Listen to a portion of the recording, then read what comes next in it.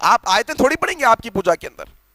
ये अजीब बात है भाई, आयतें पढ़ते हैं, आयतें पढ़ते हैं, आयतें ही पढ़ेंगे।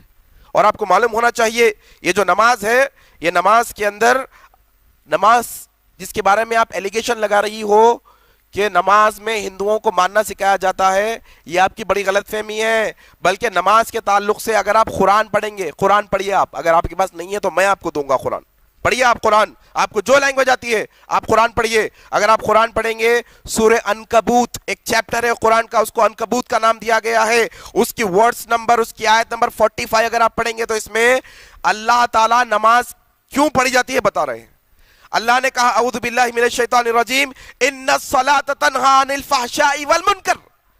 नमाज हिंदुओं को मानने के लिए नहीं, अल्लाह कुरान में कहते हैं कि नमाज पढ़ो ताकि तुम्हें अल्लाह बुरे कामों से बचा कर रखे, गंदे काम तुम ना करो, गुनाह के काम तुम ना करो, अपराध के काम तुम ना करो, जुर्म के काम तुम ना करो, यह नमाज है। और तुम कह रहे हो कि नमाज जो है हिंदुओं को मानने के लिए पढ़ी जाती है। आधी नॉलेज, हाफ नॉलेज, तुम्हें मालूम नहीं है, किसी ने तुम्हें यह रटाया दिया है, बिठा दिया है तुम्हारे दिमाग में, तुमने पढ़ा नहीं है अपनी तरफ से। पढ़ो एक दफा ये चीजें क्या है, और एलिगेशन बाद में लगाना। उनको प्रॉब्लम हमारी गाय से नहीं है, उनको प्रॉब्लम हमारी माताओं बहनों से भी नहीं है, उनको प्रॉब्लम है केवल हमारे अस्तित्व से। जब तक एक भी हिंदू बचा हुआ है तब तक उनको प्रॉब्लम है। उनको तब तक लगातार जिहाद करने के लिए कहा गया है और लगातार हमारी माताओं बहनों के साथ अत्याचार दुराचार करने के लिए कहा गया है। बिल्कुल हमें प्रॉब्लम नहीं है आप लोगों से, यहां तक कि ये आपकी बड़ी गलतफहमी है कि आपकी एग्जिस्टेंस से भी हमको प्रॉब्लम है। नहीं है, थोड़ा सा आप जो है हिस्ट्री पढ़ लीजिए, थोड़ा सा आप जो है तारीख पढ़िए। 900 साल की हुकूमत थी हिंदुस्तान पर, अगर आपके एग्जिस्टेंस से हमें प्रॉब्लम होती, अजीब बात करते हैं आप, मैं क्या बताऊं आपको, नहीं है ये चीज। हिंदू मुसलमान सिख ईसाई मिलकर शुरू से यहां पर रहे हैं।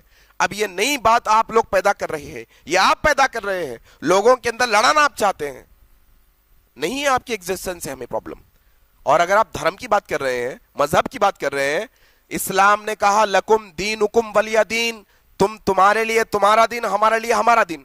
अगर आपसे आपकी एग्जिस्टेंस से हमें प्रॉब्लम होती तो क्या यह आयत कुरान में होती? यह आयत बता रही है हमें लकुम दीनुकुम वलिया दीन। आपकी गलतफहमी है ये।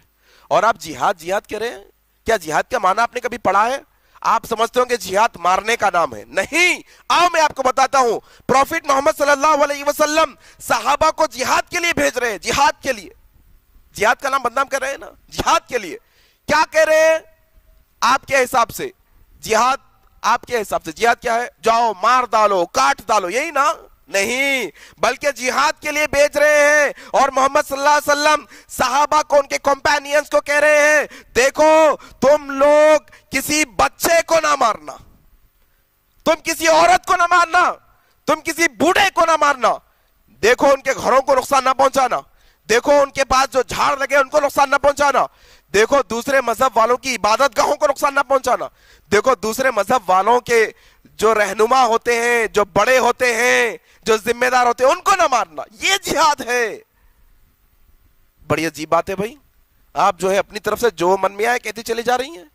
नहीं, ऐसा नहीं है, यह आपकी बहुत बड़ी गलतफहमी है। बल्कि जहां पर यह दुनिया के अंदर मुसलमानों को जीने का हक है, वहीं गैर मुसलमानों को, हिंदुओं को, क्रिश्चियन को, ईसाई को, सबको जीने का हक है। कोई पढ़ करके तो देखे उनके वो रोजा किस लिए रखते हैं, कोई पढ़े रोजा किस लिए रखा जाता है। रोजा कोई नवरात्रों जैसा व्रत नहीं है, कोई नवरात्रों जैसा व्रत नहीं है। आज हम रोजे को नवरात्रे के साथ जोड़ रहे हैं। हम नवरात्रों में अपनी माँ दुर्गा की कल्पना करते हैं, उसको जीवन में उतारने की कोशिश करते हैं। जितनी मोहम्मद ने लड़ाई लड़ी थी, सारी रोजे के टाइम में लड़ी थी। और सारी की सारी तैयारी करने के रोजा इसलिए रखा जाता है कि आप लड़ाई लड़ोगे, जंग लड़ोगे तो भूखा रहना पड़ेगा। अब उस भूख प्यास को आप कैसे सहन करोगे? आप रोजे का असली शब्द ढूंढ करके लाइए। उनके अरबी कोश में सोम शब्द है जिसका अर्थ है घोड़ों को भी हफाना। अर्थात घोड़े भी तैयार करना और खुद अपने शरीर को मजबूत करना। अगर उस रोजे की इफ्तार पार्टी में सारे के सारे हिंदू जाकर के बैठते हैं, आश्चर्य होता है जब लखनऊ के मंदिर के मठाधीश भी जाकर के रोजे की इफ्तार पार्टी मंदिर के अंदर कराते हैं और हम सब लोग केवल फेसबुक पे एक दो गुस्सा निकाल करके रह जाते हैं। अगर हमें किसी चीज के बारे में नॉलेज नहीं है तो हमें चाहिए कि हम उस बारे में बात ना करें। नॉलेज है तो आप बिल्कुल बात कर सकते हैं। आप बताइए कि भाई आपकी ये गलती है, मुझे बताइए आप आकर, मैं उसको करेक्ट कर लूंगा।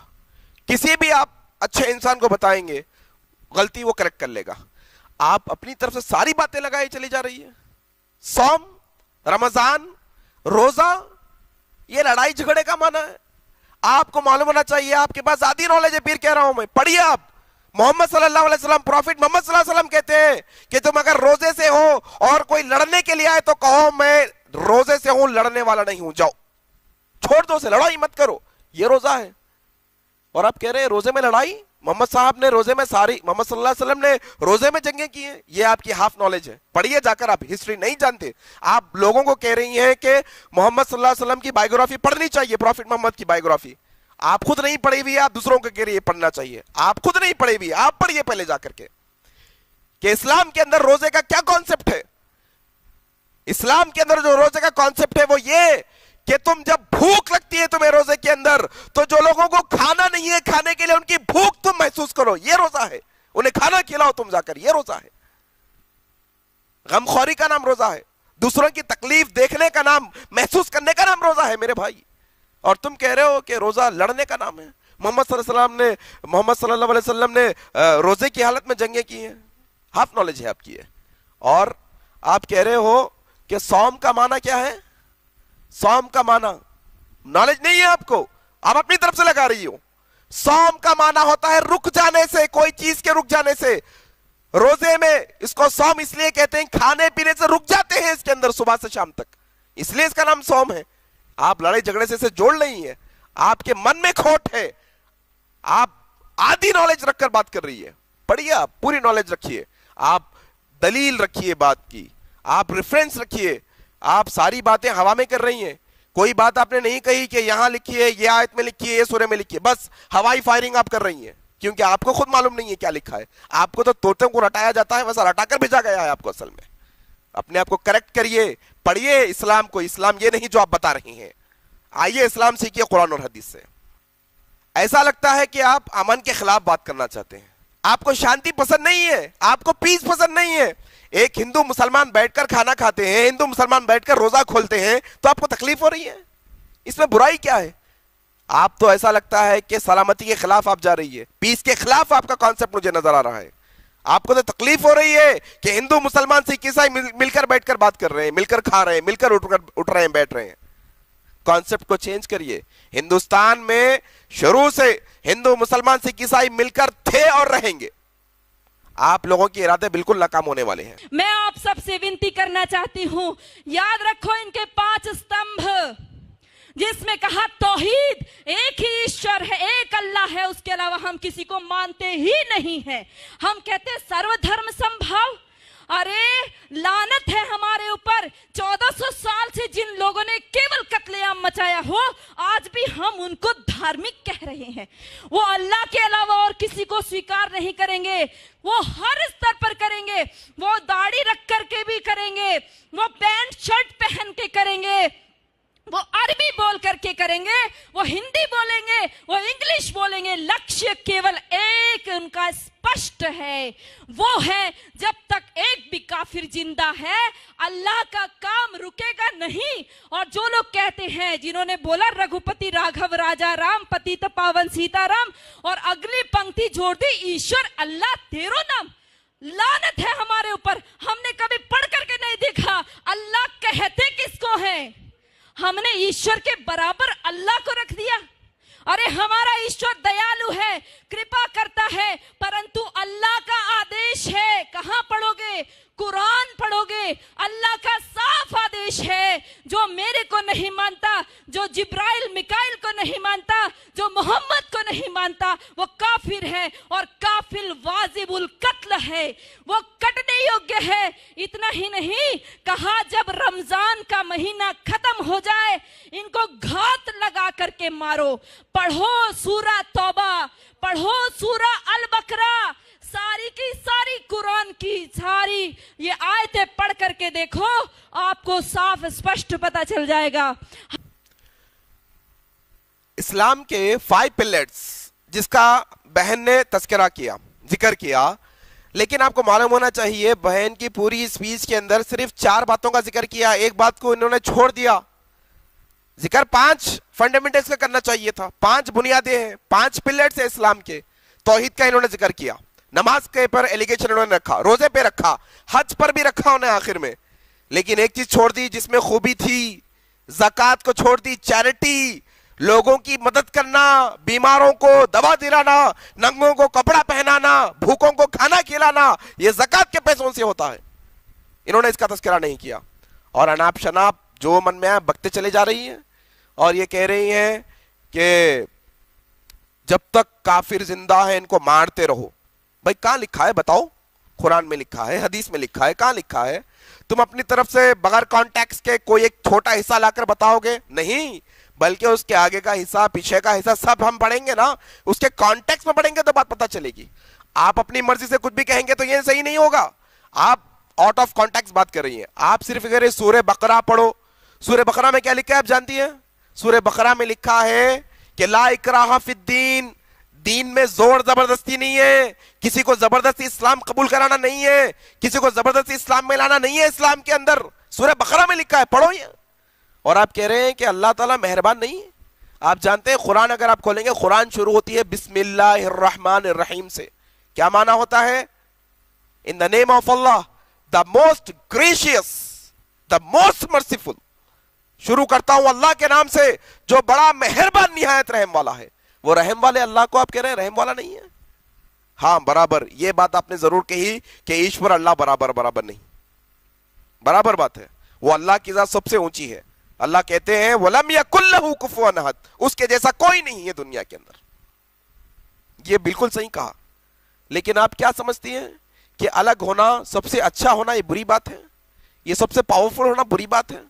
आप अपनी मन से बातें लगा के कह रही हैं काफिरों को जब तक मुझे ना माने, मिकाइल को ना माने, जिब्राइल को ना माने, उनको मार डालो। ऐसा कहां लिखा है भाई? आप अपनी तरफ से कह रही है ये बातें, तो सारी की सारी अपनी तरफ से आपकी मन की बातें लगा रही हैं। आप कह रहे हैं सूरह तौबा पढ़ो। सूरह तौबा आपने पढ़ा है? सूरह तौबा की आयत नंबर 6 और 7 आप पढ़ो, आपको पता चलेगा कि अगर कोई गैर मुसलमान हमसे लड़ना नहीं चाहता, लड़ाई नहीं चाहता, अमन चाहता है, तो मुसलमानों को अल्लाह हुक्म दे रहे हैं सूरह तौबा के अंदर, पढ़ो सूरह तौबा। सूरह तौबा में अल्लाह हुक्म दे रहे हैं कि अगर कोई गैर मुसलमान, चाहे हिंदू, मुसलमान, सिख, ईसाई, कोई गैर मुसलमान हो, अगर वो हमसे लड़ाई करना नहीं चाहता, देखिए अगर कोई लड़ाई करने आता है तो उसे लड़ना पड़ेगा, हम खाली थोड़ी बैठ जाएंगे।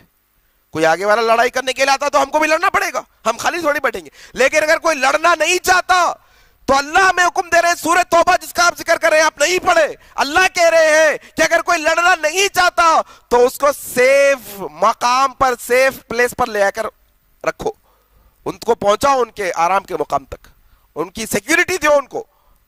ये सूरह तौबा है। आप सिर्फ कह रहे हैं, आप पढ़े नहीं। मैंने कहा ना कि आपको तोतों को रटाया जाता है वैसा रटाकर भेजा गया है, आपको नॉलेज नहीं है। सूरह बकरा क्या लिखा है, सूरह बकरा में, सूरह तौबा में क्या लिखा है, पढ़िए एक दफा, आपको पता चलेगा। हम सोचते हैं कि उनकी हज यात्रा, हम सोचते हैं उनकी हज यात्रा हमारी अमरनाथ यात्रा जैसी है।